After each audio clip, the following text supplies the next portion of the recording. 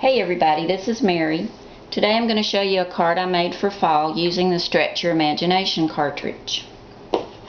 It's a cute little card with a squirrel sitting on an acorn, and I put some acorns down the side. It says, "It's fall, y'all." Has a little circular clip on there and then a button at the top with some maroon and white gingham ribbon threaded through and tied in a little knot. I cut the squirrel at 3.5, and he's on page 46. I cut him out of gray. Then I cut the acorn also out of 3.5, and I cut the acorn twice out of the light brown and twice out of the darker brown. One of them will go here, and then the others will go down the side of the card. And I alternated the tops that way because I cut them in both colors. The mat that goes behind the squirrel, let's see what page that's on. I think it's on 78, yes.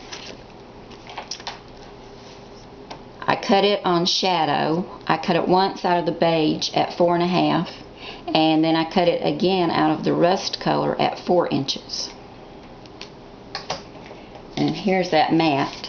And I went around it with some ink to make it stand out, also around the rust color, and I adhered these together, and this is the little mat that the squirrel's going to go on.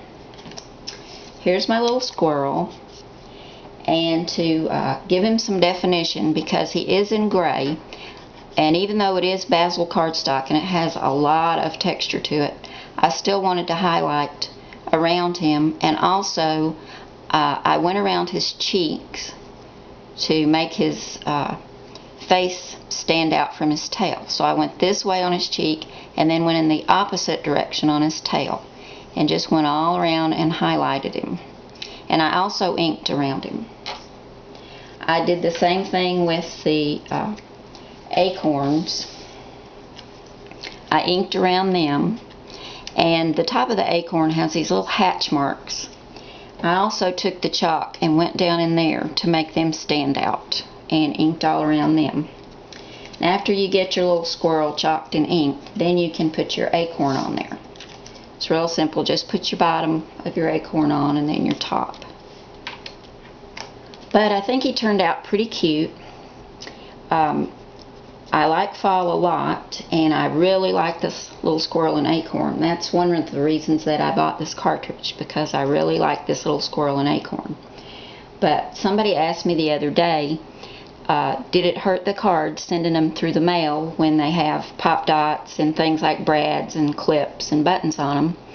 One thing you can do is cut a small piece of cardstock, just a little bit smaller than your card, and put in the envelope right in the front, and they go through just fine. And of course the pop dots are squishy, so it doesn't hurt them at all, and they'll get there on the other end just fine. But make sure you weigh your card at the post office, because square cards or cards that have extra weight from the additional papers, buttons and brads and things like that, require extra postage, and you don't want it to get to the other end and then somebody has to pay extra postage to get your nice handmade card.